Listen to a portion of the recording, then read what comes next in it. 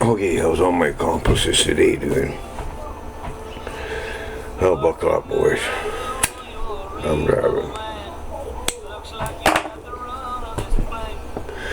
So today, from the title, you can see I'm going to talk about these payday loan companies. I don't know how it works in the States or some other countries, but I know how it works up here in Canada, and it's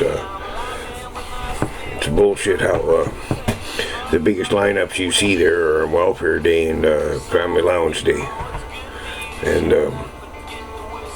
that's wrong. They shouldn't be allowed to lend people money that are on welfare, or parents and single mothers that are getting family allowance. They shouldn't be allowed to lay their money or lend them money, because the interest you end up paying, and if you don't pay it off in time, it accumulates fast. It's worse than the mob. And believe me, I know. I run a pool hall in downtown Vancouver for a loan shark one time, and I know how the mob works, and I collected money for them and stuff like that, so I know how it works. And these companies are they're just fucking pure scumbags, man. Really, people they are. And I'm going to tell you what I do. Now, I don't advise anybody of doing this, because I don't advise anybody to do anything that might be considered illegal or something like that. And you definitely don't want to do this if you're concerned about your credit rating or something like that, but I'm not concerned about that at all. Never have been. Never had a credit card, never had a bank loan. Don't give a flying fuck. I ain't playing that fucking game anyways. I went for a bank loan, I think, in about 82 or 83, and need a $600 loan for buy a drag frame for a motorcycle I wanted to build. You know, I was working, everything. Bank said, fuck you. I said, fuck you too. Never went to a bank for a loan again. You I don't believe in it. Fuck it. You know, it used to be, when before there was banks, you know, you wanted something, you saved up for it and bought it. I mean, I would think the only place you might be able to get credit was the general store in town or something like that. That's just the way it was, right? So what I do every couple of years or so is I go to these payday loan companies and I get a loan, because it's funny, they don't deny anybody just about, right? And as soon as I get loans, I walk to the bank, close the fucking bank account. That's it. What are they going to do? You can't do nothing. Go and open a bank account in another bank. They can't do nothing to you. They're not in Canada here anyways. Right? You get phone calls for a while and stuff like that. And I know who's phoning. First of all, they always use my full name, Daniel, and only my mother calls me Daniel, and I don't talk to her, so I know it ain't her. So, you know, I'll answer the phone like Charlie's Pool Hall, you got a clue, we got a queue, 8 Ball speaking, or Happy Endings Massage Parlor where the customer comes first, or Nellie's Hoover House, you lay him, we pay him. They can't do nothing to you, right? They can't do nothing at all. And I'm trying to put music in the background here from my phone. I guess I can put music in somehow on the video, but believe me, folks, I don't know how for sure. I'm going to see if there's a computer guy here in town that has a computer shop, but I'm going to see if he can, maybe I can get some lessons on how to do this kind of stuff, because it's pretty confusing for me. But anyways, yeah.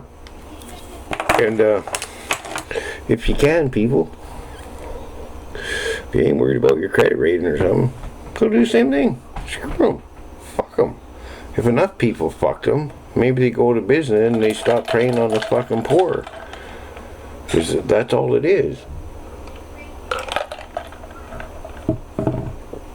Right? And, I don't want you guys thinking I drink lots. I don't have every few days. It's only like a few ounces of whiskey, 2-3 ounces, something like that. I don't drink very much, right? But I like to have it cold. And I quit drinking beer for a month, or eating sweet for a month.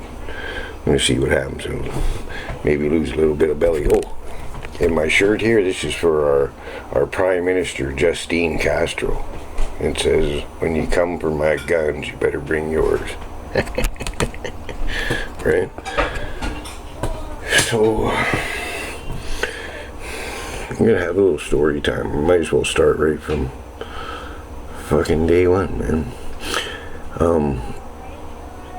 The night I was born, the fucking doctor told my mom I had 50-50 chance to live, make it through the night, because I was 2 months or more premature, and then like 61. I guess that was a big deal that time. But I seen some of them nurses, and I figured I had a reason to stay, right? Yeah, apparently my skin was all hanging off, had no hair, no fingernails, nothing like that. Had some kind of fucking intravenous needle or something stuck in the top of my fucking head. I guess to feed me. I don't know, maybe that's the only place they can do that. I don't fucking understand. I guess I should look into it, but I don't really fucking care. Yeah, and my aunt, my mom's sister, I guess apparently she was down in the chapel praying for me to live, which is goddamn funny, because probably 30 years later or so, she fucking screamed at me, "You're nothing but a black devil. You gotta watch what you pray for, lady."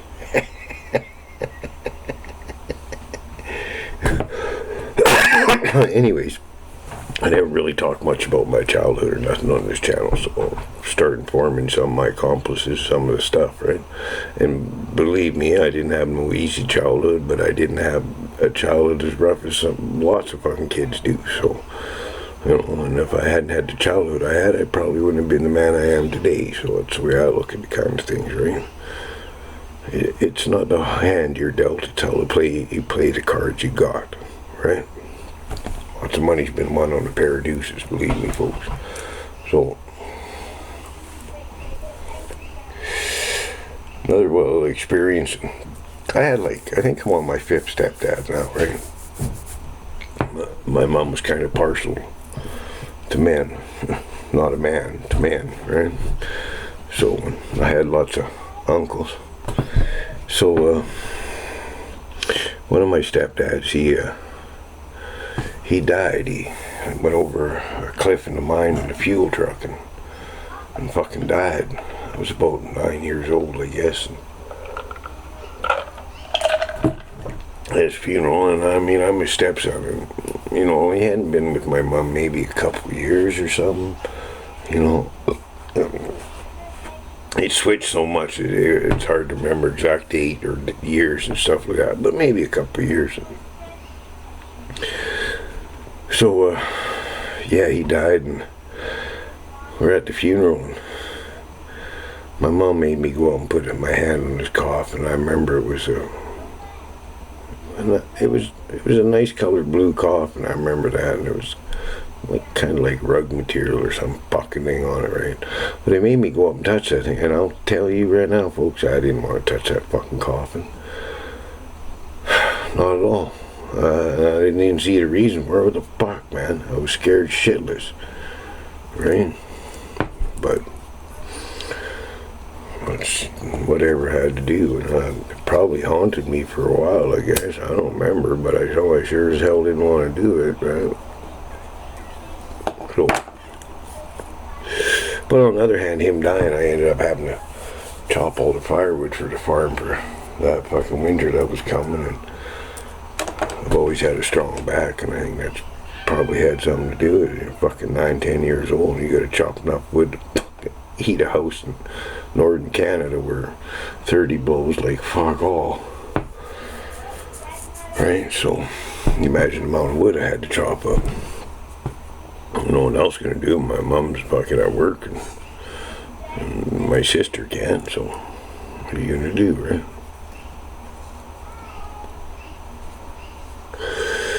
So, yeah, I just thought I'd tell you a little bit about my childhood. And I have lots of other stories for sure, but